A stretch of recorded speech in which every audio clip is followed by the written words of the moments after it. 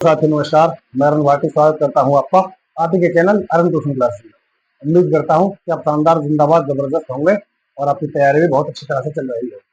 जैसा कि आप लोगों को पता है कि क्या करा रहे हैं हम एनसीईआरटी गणित क्लास 10 का 5वां चैप्टर चल रहा है जिसका नाम है समांतर श्रेणियां। और इसमें हम एक एक्सरसाइज पहले कंप्लीट कर चुके हैं, एक्सरसाइज 5.1, और हम एक्सरसाइज 5.2 पर चल रहे हैं जिसमें हम अब तक 12 सवाल करा चुके हैं और 13वां सवाल हमने बोर्ड पर लिखा है। अगर आपको वीडियो पसंद आती है तो वीडियो को लाइक करें, चैनल को सब्सक्राइब करें और अपने दोस्तों को भी शेयर करें। समय न लेते हुए चलते हैं आज के सवाल पर। क्या सवाल है? समांतर श्रेणी, मैंने बोला है क्लास 10 मैथ्स, समांतर श्रेणियां और प्रश्नावली 5.2। ठीक है, सवाल क्या है? 13वां सवाल है। क्या है? 3 अंकों वाली कितनी संख्याएं 7 से विभाज्य है? और 3 अंकों वाली कितनी संख्याएं 7 से विभाज्य है? तो मैं आपको बताता हूँ, देखो हल करके दिखाता हूँ मैं आपको। सबसे पहले मुझे ये बताओ, ये बोल रहा है 3 अंकों वाली कितनी संख्याएं 7 से विभाज्य है। 3 अंकों वाली संख्याएं होती क्या है? 100 से स्टार्ट होके 3 अंक है ना इसमें, और dot dot dot dot dot 999, यहाँ तक 3 अंक होते हैं। अगर मैं इसमें एक और जोड़ दूं तो फिर ये 4 अंकों में हो जाएगी, क्योंकि ये 1000 तक हो जाएगी, मतलब 1000 हो जाएगी। इसलिए ये बोल रहा है कि 3 अंकों वाली 100 से लेके 999 तक 3 अंकों वाली संख्याएं होती हैं। 3 अंकों वाली कितनी संख्याएं 7 से विभाज्य है? अब आपको ये देखना है कि सबसे छोटी 7 से विभाज्य संख्या कौन सी है, और उससे बड़ी एक दो संख्या लिख के फिर लास्ट में सबसे बड़ी संख्या कौन सी है ये चेक करना है, और फिर उनको हमें समांतर श्रेणी के फॉर्म में लिख के और जब सॉल्व करना है और बताना है कि कितनी संख्याएं हैं। तो देखो मैं सबसे पहले बताऊंगा आपको 100 के बाद में ऐसी कौन सी संख्या है जो 7 से कटती है।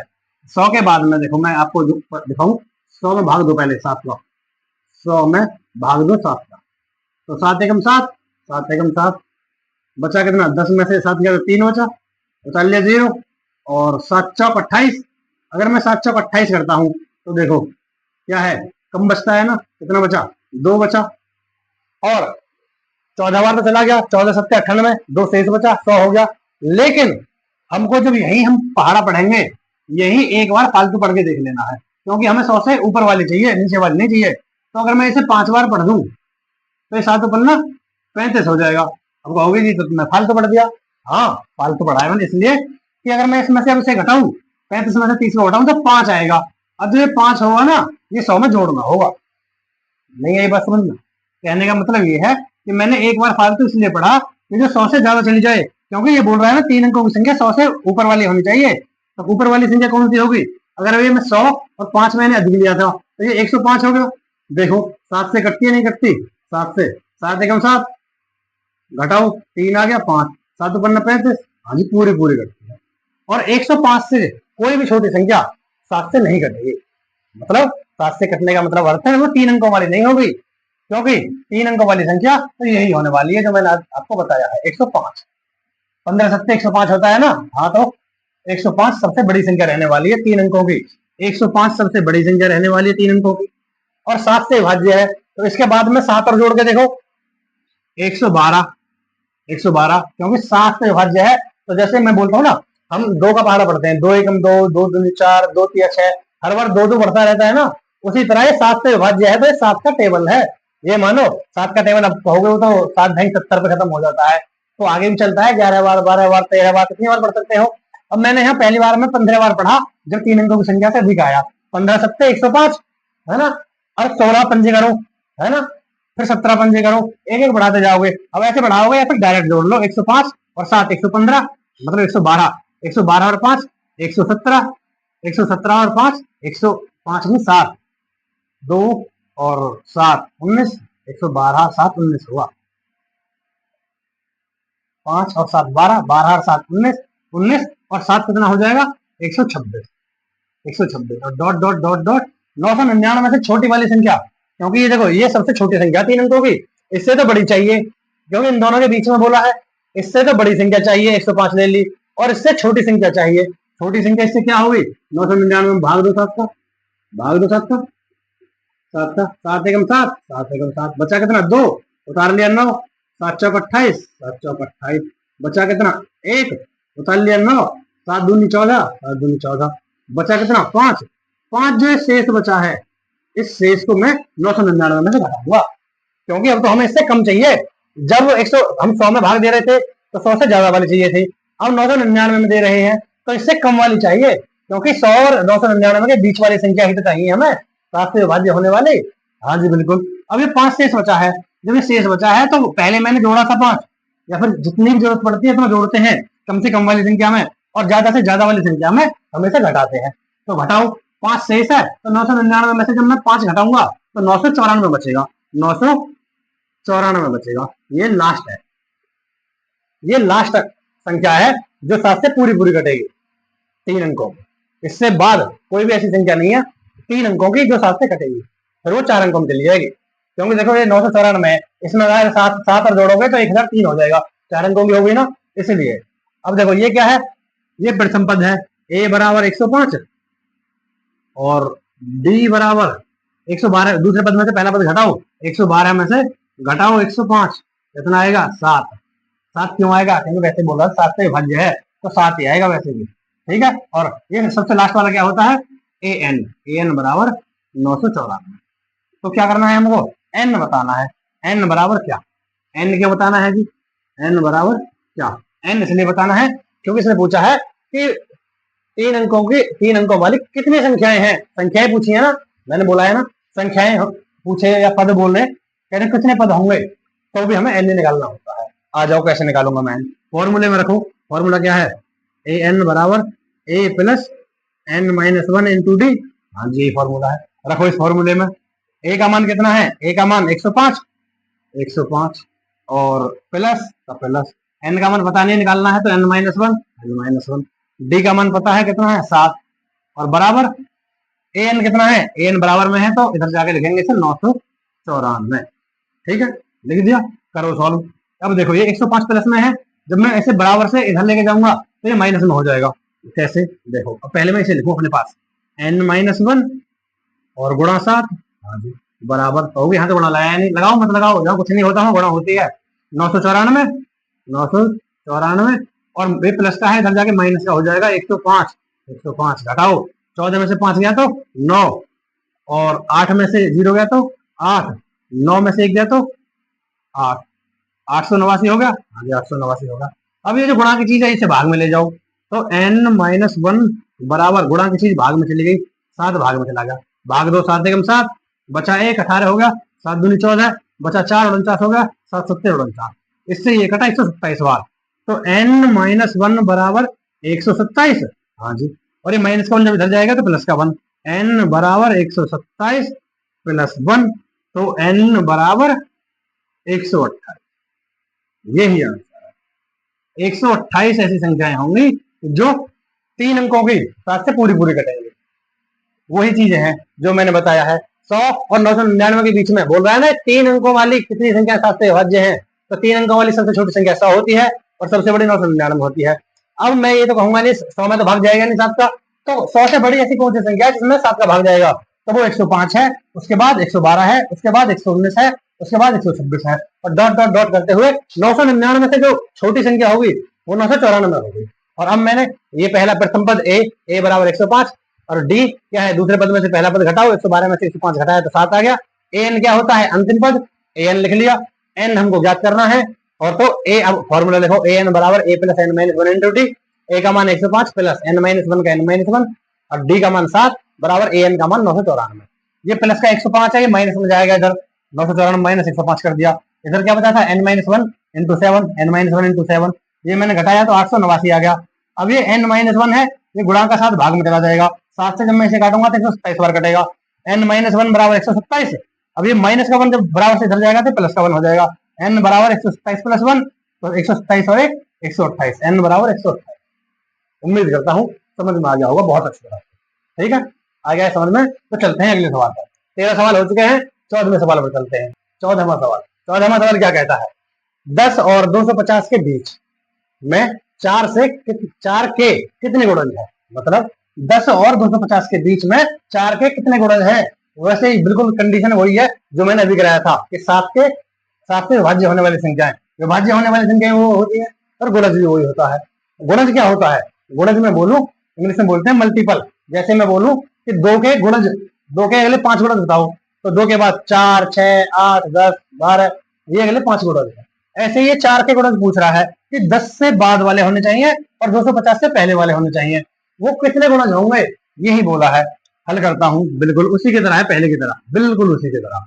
देखो 10 से 10 10 से स्टार्ट करके और 250 के बीच में कितने गुणज हैं 4 के। 10 के बाद में 10 में 4 का भाग जाता है क्या, नहीं जाता ना। 10 के बाद ऐसी कौन संख्या जिसमें 4 का भाग जाता है, तो 4 एकम 4, 4 दूनी 8, 4 तिया 12, 12 में जाता है भाग। तो सबसे पहले जाएगा 12 में भाग, फिर 4 चौक 16, 4 पंजे 20, 4 छीन 24 और डॉट डॉट डॉट डॉट करते हुए लास्ट है 250। तो 250 में भाग दे लो 4 का, कितना हो जाएगा, 4, 4 छीन 24, 24 बचा 1, उतल 0, 4 दूनी 8, हाँ बचा कितना 2, 2 से सोचा ना। अब जब 2 से बचा, मैंने अभी बोला था कि जो बड़ी से बड़ी संख्या होती है उसमें से घटाते हैं इसको, उसमें से घटाते हैं, ये है 250, 250 में से 2 घटाऊंगा तो 248 हो जाएगा। लास्ट संख्या 248 होगी, लास्ट संख्या 248 होगी। अब देखो पहला पद क्या हो गया 12, दूसरा 16, तीसरा 20 और अगला 24 हो जाएगा। ऐसे डॉट डॉट डॉट करके 248 लास्ट पद होगा। ठीक है, वही क्या है जो मैंने पहले किया था। करो तो करो, ए बराबर क्या आएगा 12, हाँ जी। डी बराबर क्या आएगा 16 माइनस 12, क्योंकि दूसरे पद में से पहला पद हटाते देते हैं। 16 में से 12 गया तो 4, हाँ जी। और ए एन बराबर क्या आएगा, ए एन बराबर 248, लास्ट पद जो होता है ए एन होता है वो, और एन बराबर क्या, एन हमको याद करना है। ठीक है, आइए तो अब देखो मैं आपको बताता हूँ। फॉर्मूला लिखो सबसे पहले, ए एन बराबर a plus n minus 1 into d, बिल्कुल उसी तरह करना है जो पहले किया था। ए का मान रखो कितना है 12, हाँ जी 12, प्लस एन माइनस 1 का एन माइनस 1 और डी का मान 16 माइनस 12 तो 4 आया था, डी का मान 4 बराबर 248, हाँ जी 248, 248 होगा। करो सॉल्व, देखो प्लस का 12 है, इधर जाएगा तो माइनस का 12 हो जाएगा, और ये एन माइनस 1 गुणा 4, एन माइनस 1 गुणा 4 बराबर 248 पहले से था पल्ली तरफ, और ये प्लस का जो 12 है ये इधर जाके माइनस का 12 हो जाएगा। करो आगे, एन माइनस 1 का एन माइनस 1, हाँ जी बराबर 248 में से 12 घटाओ, 8 में से 2 गया तो 6, हाँ जी 4 में से 1 गया तो 3, हाँ जी 2 का 2, इतना आ गया।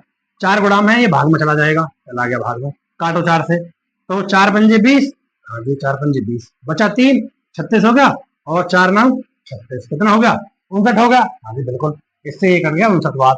तो n माइनस 1 बराबर 59 मतलब 59, तो n बराबर 59 माइनस का 1 है, इधर जाएगा प्लस का 1 हो जाएगा, प्लस 1, तो n बराबर कितना हो जाएगा 7। यही आंसर, बिल्कुल डिक्टो पहले वाले सवाल की तरह, ये भी ऐसा ही है। कितना आंसर आया 7 आंसर आया, n बराबर 7।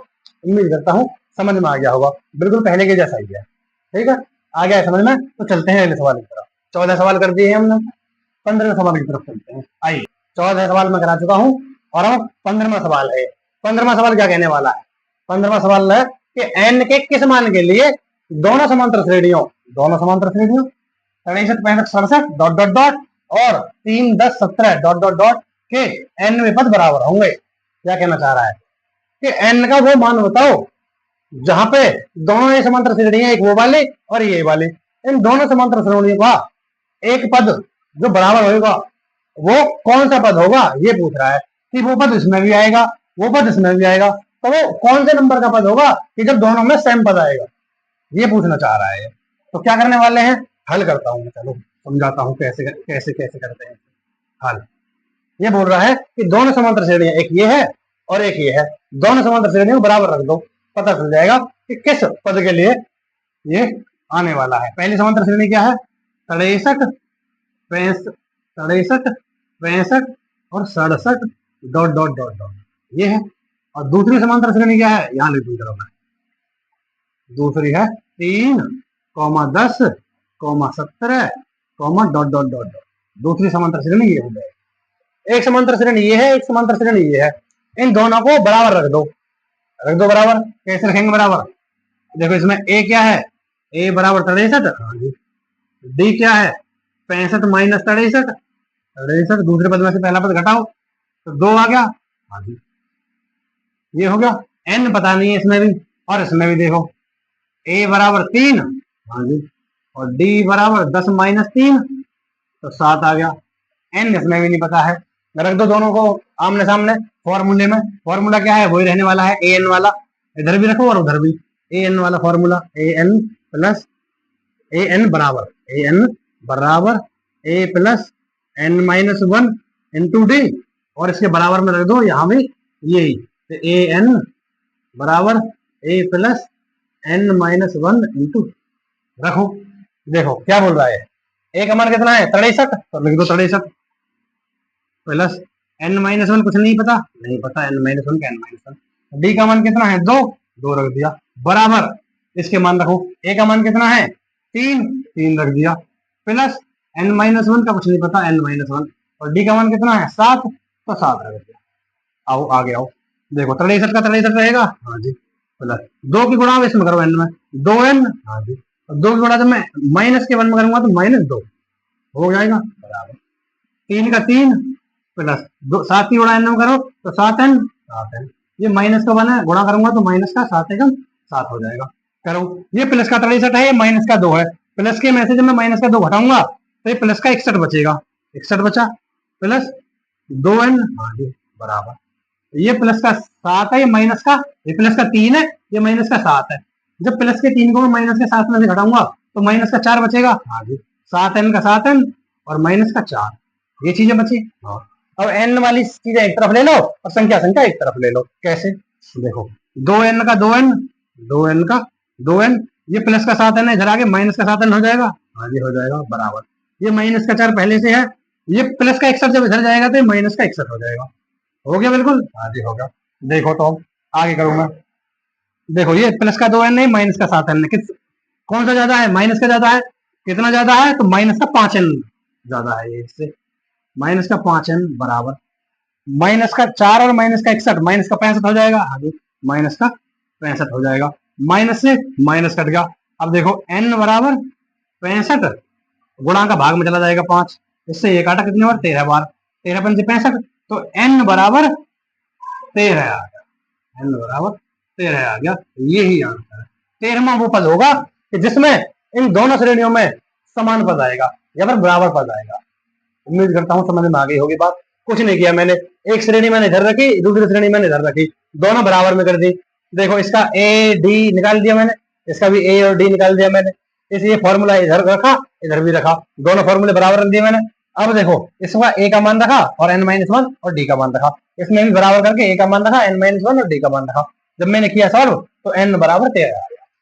उम्मीद करता हूँ समझ में आ गया, कोई बात नहीं भी समझ में आई दोबारा देख लेना, ठीक है। समय न लेते हुए 15 सवाल हम कर चुके हैं, चलते हैं 16वें सवाल की तरफ। आइए, 15 सवाल हम कर चुके हैं और 16वां सवाल, 16वां सवाल एक्सरसाइज 5.2 का 16वां सवाल क्या कहने वाला है, देखो वह एपी ज्ञात कीजिए। एपी मतलब अर्थमेटिक प्रोग्रेशन, जिसे हम बोलते हैं समांतर श्रेणी। वह समांतर श्रेणी ज्ञात कीजिए जिसका तीसरा पद 16 है और सातवां पद 5वें पद से 12 अधिक है। तीसरा पद जो है मतलब a प्लस 2d तो है 16, और सातवां जो पद है a प्लस 6d वो 5वें पद से 12 अधिक है। करके दिखाता हूं मैं हल कैसे। तो एपी ज्ञात करनी है, मतलब समांतर श्रेणी बनानी है।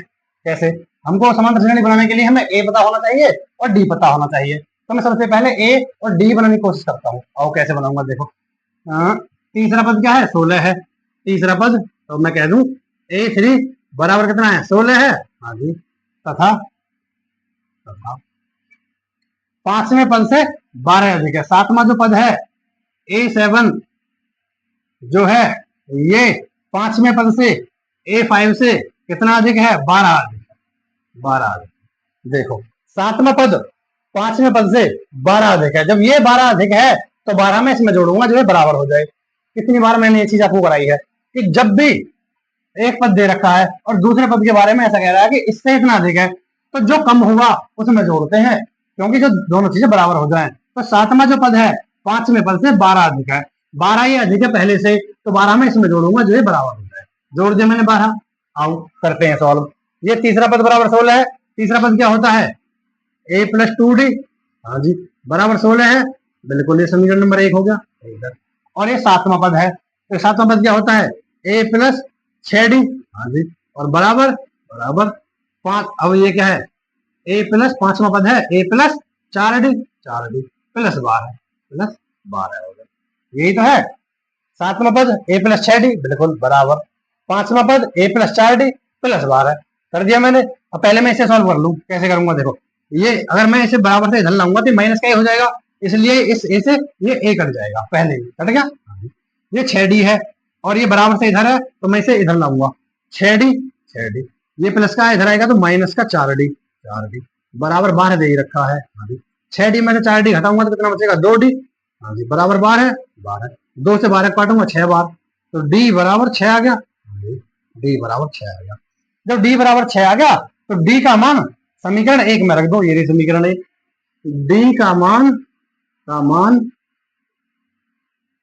समीकरण 1 में रखने पर, 1 में रखने पर, हाँ जी रखो, कैसे रखेंगे, समीकरण 1 में रखो। समीकरण 1 क्या है, a प्लस 2d बराबर 16, a प्लस 2d बराबर 16। हाँ जी करो, तो a का मान कितना है, a का मान पता नहीं अभी हमें, a का मान नहीं पता तो करो, a का a रहने दो, पहला 2 का 2 गुणा d का मान अभी निकल के आया था 6, 6 बराबर 16, बराबर 16। अब a का a प्लस 2 छिक्के 12 प्लस 12 बराबर 16। हाँ जी, अब a का a बराबर, ये प्लस का 12 इधर जाएगा तो माइनस का 12, 16 माइनस 12। अब a बराबर कितना आ गया, 16 में 12 गया तो 4 बचा, a का मान कितना आ गया, 4 आ गया, d का मान कितना आ गया, 6 आ गया। अब बचा क्या, कुछ नहीं बचा, पद निकालने हैं हमको। पद कौन से, क्या पद निकाल लूं, कम से कम 3 पद निकाल लेता हूँ, 4 पद निकाल लेता हूँ। चलो, पहला पद क्या होता है, a1, दूसरा a2, तीसरा a3, चौथा a4, 4 पद निकाल देता हूँ। पहला पद निकालूंगा, a1 क्या होता है, तो a ही होता है, a का मान कितना है, 4 हो गया, बिल्कुल। a2 क्या होता है, a plus D, a plus D, a का मान कितना है, 4 है, 4 है, प्लस d का मान कितना है, 6 है, जोड़ूंगा तो कितना आएगा, 10 आ जाएगा, दूसरा पद 10 आ गया। और तीसरा पद क्या होता है, a प्लस 2d, यही होता है ना, a का 4 प्लस 2 का 2 गुणा d का मान 6, 6 दूनी 12, 12 और 4 ये 16 आ जाएगा।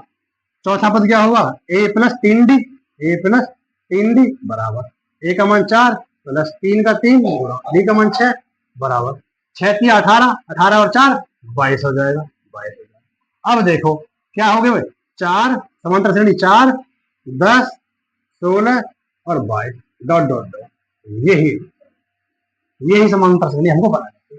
कैसे बनाई है मैंने, देखो क्या बोल रहा था कि एपी का वह एपी ज्ञात कीजिए, एपी यही हमने ज्ञात किया, एपी मतलब समांतर श्रेणी।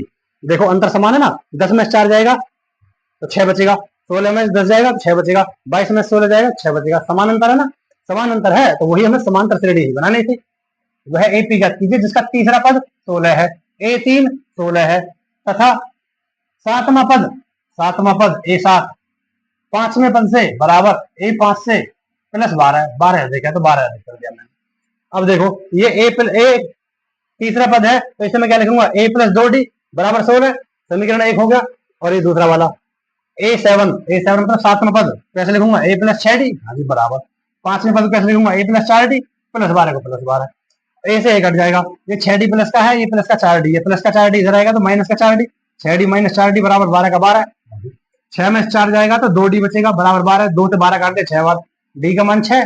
अब d का मान समीकरण 1 में रखने पर, समीकरण 1 थी ये a प्लस 2d बराबर 16, a प्लस 2d बराबर 16, a का a प्लस 2 का 2, d का मान अभी निकाला था 6, तो 6 2 छिक्के 12 बराबर 16, 12 बराबर 16, प्लस का 12 घटा के इधर चला जाएगा बराबर से, प्लस का है तो इधर जाके माइनस हो जाएगा, 16 माइनस 12 तो a बराबर 4 आ जाएगा, d का मान भी आ गया, a का मान भी आ गया, निकाल दो पद। अब a1 a2 a3 a4 4 पद निकाल रहा हूँ बस में। a का मान कितना है, 4 है, और a2 कितना होता है, a प्लस d होता है, a का मान 4, d का मान 6, 4 और 6 जोड़ेंगे तो 10 हो जाएगा। और a3 कितना होता है, तीसरा पद a प्लस 2d बराबर a का मान 4, 2 का 2 और d का मान 6, 6 दूनी 12, पहले गुणा होती है, जब बोर्ड मास बोलते हैं ना, बोर्ड मास में पहले भाग गुणा जोड़ घटाना, तो पहले गुणा, 6 दूनी 12, 12 और 4 16 आ गया। अब चौथा पद a प्लस 3d, a का 4 प्लस 3 का 3, d का मान 6, 6 3 18, 18 और 4 22, 4 10 16 22, 4 10 16 22 डॉट डॉट डॉट, यही आंसर है। उम्मीद करता हूँ समझ में आ गया होगा। और मैं आज आपको ये बता देता हूँ कि अभी इसमें 4 सवाल और बचे हैं और मैं आपको वो 4 सवाल आज नहीं करा सकता हूँ, मैं आपको वो कल कराऊंगा। आप नाराज ना हो, आप परेशानी ना उठाएं, मैं आपको कराऊंगा, मेरी जिम्मेदारी है। आप किसी भी बात की टेंशन ना लें और आप अपनी तैयारी करते रहें, पीछे का रिवीजन करते रहें। दिन के दिन, दिन प्रतिदिन मैं आपके मैथ को आगे लेकर चल रहा हूँ। जैसे जैसे समय बढ़ता जाएगा आपका मैथ कम होता जाएगा, क्योंकि हम आगे बढ़ रहे हैं ना। जब आगे बढ़ेंगे तो रास्ता तो कम होगा ही। आगे जितना दूरी हमको तय करनी है उसमें से हम कदम कदम कदम कदम मिला मिलाकर जब चलते रहेंगे तो रास्ता छोटा होता चला जाएगा। उसी अनुसार मैंने आज आपको ये 4 सवाल कराए हैं और इन 4 सवालों के साथ कल मैं आपको बचे हुए 4 सवाल और कराऊंगा और उसके साथ एक्सरसाइज 5.2 खत्म हो जाएगी और फिर मैं उसके बाद एक्सरसाइज 5.3 चलाऊंगा। ठीक है, अगर आपको वीडियो अच्छी लगती है तो वीडियो को लाइक कीजिए, चैनल को सब्सक्राइब कीजिए और बेल आइकन पर प्रेस करके ऑल का बटन दबा दीजिए, जिससे आपको वीडियो डालते ही सबसे पहले नोटिफिकेशन मिलेगी आपको और आप वीडियो का लुत्फ उठा सकते हैं और अपने सवालों को हल कर सकते हैं। चलते हैं, आज के लिए इतना ही। नमस्कार, धन्यवाद।